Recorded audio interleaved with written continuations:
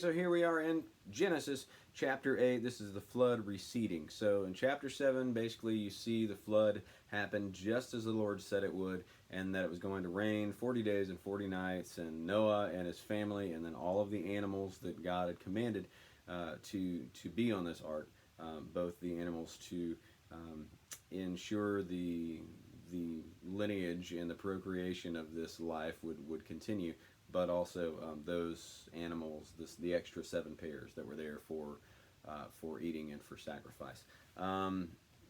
Yeah, you see all of this happen just as the Lord had commanded, and Noah responding faithfully, and it all going down exactly as he said it would. And then after that 40 days and 40 nights, you see in verse 24 of Genesis 7, and the water covered the earth for 150 days. So they're just hanging out. The flood ends, and the flooding ends in those 40 days and 40 nights, and then it's just the water's covering the earth 20 feet above the highest mountain peak, and it's just these creatures and this family with one righteous man floating. And here's where we're picking up. So God remembered Noah and all the animals in the boat, which is a funny sentence to me, really, as I'm reading it here, because it's like God doesn't, I can't imagine God forgetting anything. You've got one who can do anything and who has done all things and created all things, made all of this possible. God remembers Noah and the animals in the boat. Maybe that's just not like we would doubt that, but it's just that extra assurance. God remembered Noah and all the animals in the boat. He was mad, he wiped out all living creatures, and he kept him alive, but he remembers him actively. He's still thinking of him. He sent a wind to blow across the waters, and the floods began to disappear. So God sends a wind. This shows that he still commands all of the elements, which you knew just because a flood, bursts forth from underground and from above. So this is just a reinforcement. God sends a wind to blow across the waters, and the floods began to disappear. The underground water sources ceased their gushing, and the torrential rains stopped. So the flood gradually began to recede. After 150 days, exactly 5 months from the time the flood began, the boat came to rest on the mountains of Ararat. If you've ever wondered what happened to the ark, came to rest on the mountains of Ararat, and that's what we know right now. We'll see if it gets clarified anywhere else in here, but that's what we know right then. That's where it stopped. 2.5 months later, after it's resting on this mountain, or on these mountains, as the water continued to go down, other mountain peaks began to reappear. So like, oh, good, and then they're finding, oh, there's more mountains, Oh, that's such beautiful imagery. Can you imagine, like, how tall are these mountains? Just wondering every day as it goes a little bit more. After another 40 days, Noah opened the window he had made in the boat. And he released a raven that flew back and forth until the earth was dry. So he released a raven first. Flew back and forth until the earth was dry. Then he sent out a dove to see if it could find dry ground. Then the dove found no place to land because the water was still too high, so it returned to the boat. And Noah held out his hand and drew the dove back inside. 7 days later, Noah released the dove again. So it's the same dove. This time, toward evening, the bird returned to him with a fresh olive leaf in its beak. Noah now knew that the water was almost gone. A fresh olive leaf in its beak. So 7 days later, I'm just trying to think about this as far as a time stance. This boat comes resting on the mountains after 150 days. 2.5 months after that, the waters continue to go down. Other mountain peaks are appearing. After another 40 days, so 2.5 months, so 150 days, plus let's say 60, so there you go. 2.5, so 60, all right, 75, I'll just say 75, so that's 225 days. plus another 40 days. Oh my gosh. 200 and, I don't even remember what I just said. It's almost a year. You've got at least 2/3 of a year there. Noah opens the window, releases this raven, then he sends out a dove, and then after 7 more days, it releases the dove again. Yeah, that's almost a year. I get no, it's just getting close to 300 days. All right, so then he drew the dove back inside. 7 days later, so the bird returns in with a fresh olive leaf in its beak. The reason I was even going through that math, and maybe you were, is just to see, like, okay, the water's receding, but then you got this fresh olive leaf. Like, so the water's receded and things are continuing to grow over that time. Absolutely, you would be able to find things grow. I mean, you can grow a small plant in your home window, in like a week. So absolutely cool.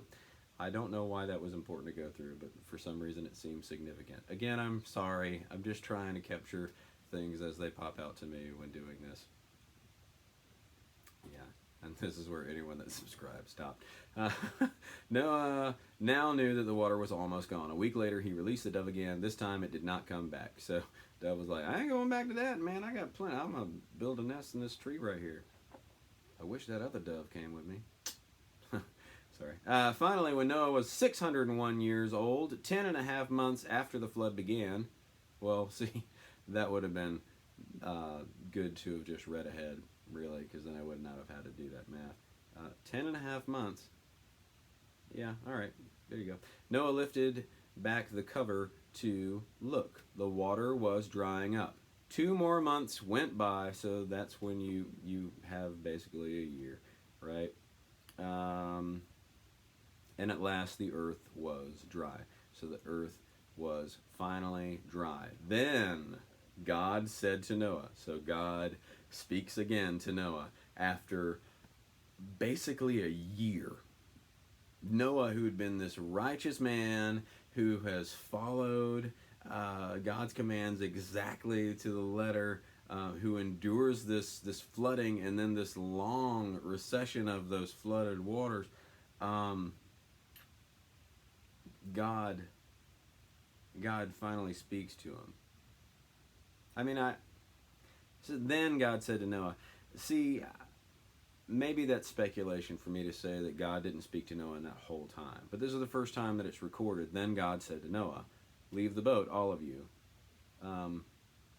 So I like to put myself in the situation of the individuals and the stories that the Bible is recording, and just try to imagine how hard it would have been, or how easy it might have been in some cases, to listen to God or to experience that and to see Him moving.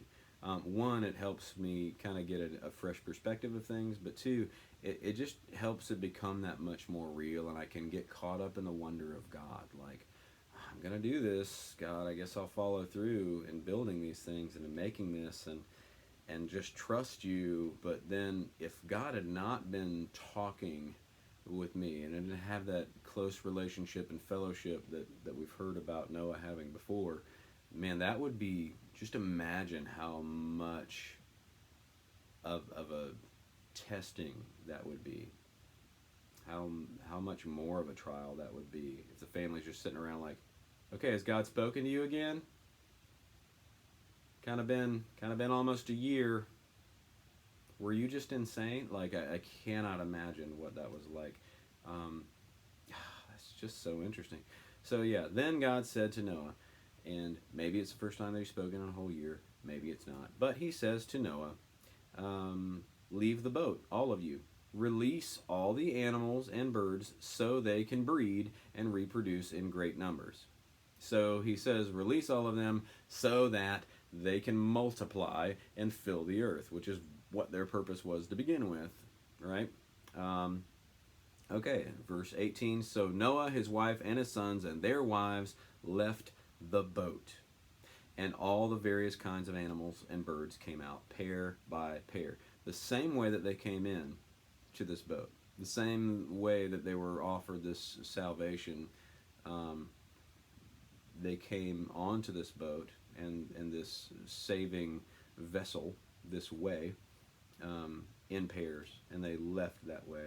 And I just think that that's kind of interesting and symbolic when I think about life, because that's what this is. This is life and death.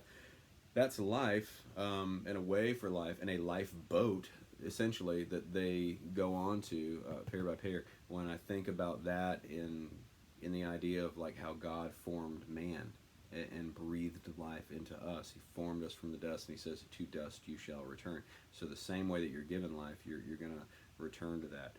I don't know, there's something that just popped out right then. That's interesting. Verse 20. Then Noah built an altar to the Lord and sacrificed on it the animals and birds that had been approved for that purpose. So they waited to do that. Until God had actually brought them to this dry land and brought them through all of this. Then he builds an altar to the Lord. It's the first mentioning of an altar, basically. We have heard of worship when people started to worship God. And obviously you have offerings that are given to the Lord, but this is the first time that we see an altar built to the Lord and sacrificed on it animals and birds that had been approved for that purpose. And the Lord was pleased with the sacrifice and said to Himself, "I will never again curse the earth, destroying all living things, even though people's thoughts and actions are bent toward evil from childhood." So we get this interesting glimpse into God having these thoughts, saying to Himself, "I will never again curse the earth, destroying all living things. I'm never going to do this again, even though people's thoughts and actions are bent toward evil from childhood." So He still knows that we're born fallen, we're born into sin. That's what that points to me. People's thoughts and actions are bent toward evil from their childhood. He knows this. So even though that's going to continue, even though people will still be born into sin, into this fallen creation, now I've hit this reset button. I'm not going to do that again, not this way. As long as the earth remains, there will be springtime and harvest, cold and heat, winter and summer, day and night. So He's saying, I'm not going to destroy all living things again, even though. And also, basically, as long as the earth is here, there's going to be the seasons that I've put into place. Interesting. So that's what we've got for Genesis chapter 8. Really, really tough. Just kind of an overview of it. You know, God is faithful. He remembers Noah, the one that He's made a covenant with. Just like that would tell me, you know, what you've seen in all this time is God has not changed any. He's still in command of everything. He is still speaking things, and then they are, but more specifically, he's saying He's going to do something, or that something is, and then He makes it so. So He's in all that control. We see Him still continuing to control the earth and the elements, and even nature here, if you want to think about it that way, with animals and with just nature. I don't know what we call Mother Nature.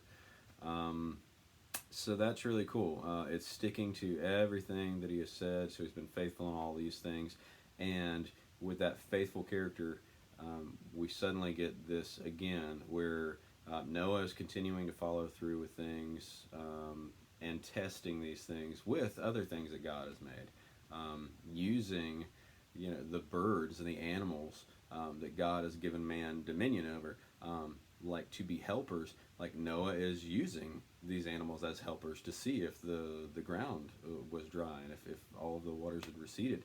That's really good. And then the signal for that is this fresh olive leaf, which is really interesting, because, like, you know, in our culture now, like the dove and this olive branch, right, would be symbolic of peace and a peace offering. So very, very cool that you have this happening in that way. I don't know. I just think that that's very significant to show, like, God's order and even the purposes, like, still carrying through, even going forward in the life that He's made. Like, okay, let the animals go and you can get off the boat now. I'm speaking to you directly still, and we can still have this close relationship and fellowship. And the animals are going to go. Let them be free. Let them multiply and fill the earth. They're going to do what they're supposed to do. Cool. I'm going to take care of you guys. Boom. Noah answers and builds this altar and sacrifices the animals and birds that have been approved for that purpose. God is pleased with that sacrifice because it's something that He has approved, but it's also, I assume, something that it doesn't say that He's commanded it, but look, Noah is offering this the same way that Abel offered this with a right heart, as just a thank you, God, you have delivered me. Thank you for you. Thank you for the blessings. Thank you for life. Yeah, and then we get that dialogue of God with Himself saying, I will never again curse the earth. So why that's significant and why I bring up any of these things to me is that it seems like you've got this faithfulness of God that's being shown, and this pattern of His faithfulness, and this pattern of Him saying, here it is, and it is so. Here we get this actual recording. God, in His Word, records this and gives us a glimpse into His nature. We've seen His broken heart in this, or we've seen His favor and His love, and Him cursing and blessing, but for a reason which I believe is motivated by love so far. And here you get Him saying, I'm never going to again curse the earth, destroying all living things, even though people's thoughts and actions are bent toward evil from childhood. Even though. So that to me just shows that God is basically speaking this, and He's going to be faithful to this as well. And people will obviously continue to have this evil bent from childhood. As long as the earth remains, there's going to be seasons that I have put in place. And I've spoken it, and so it will be. And so you can trust that. So, yeah, really, really drastic thing that has happened here. And I think one of the hardest things to read in this is that you've got this God who is speaking all of this life, and you see this God who has a heart and who has this faithfulness, to suddenly, this giver of life and this amazing, awesome, wonderful God, to suddenly destroy every living thing is really hard to reconcile in love. I think when try not to look ahead on anything, but to kind of preserve this exercise of like, it's fresh face value. But I mean, looking at things so far, of the heart you've seen of God, of His faithfulness, and the way that He has covered His creation, and that He has cared for and made a way for His creation in these things, and giving warnings to say, hey, watch out, sin is there, it will pounce, it will destroy. Like in this case, like God destroys. And that's the first time that we see something like that. We've seen Him give these curses, but to see something so extreme is really, really hard. But, this is one of those times where you have to go, okay, is He just in this? Right now we know that He's faithful. We know that He was faithful to someone who is righteous and obedient. But to all others, there was this extreme punishment. And that sin led to death. So, there you go. That's what we've caught so far of God and His relationship with all life at this point. And now people who are still going to be bent toward evil from childhood, in an earth that is still going to go with the seasons God has put in place. Now people moving this time forward, if God is being faithful in all this, will say, yep, they're only going to live 120 years, which is referencing chapter 6 there. So, Pretty interesting so far, and we're going to move forward, and we're going to get to God making a covenant with Noah is the heading of chapter 9. Hope you're enjoying it.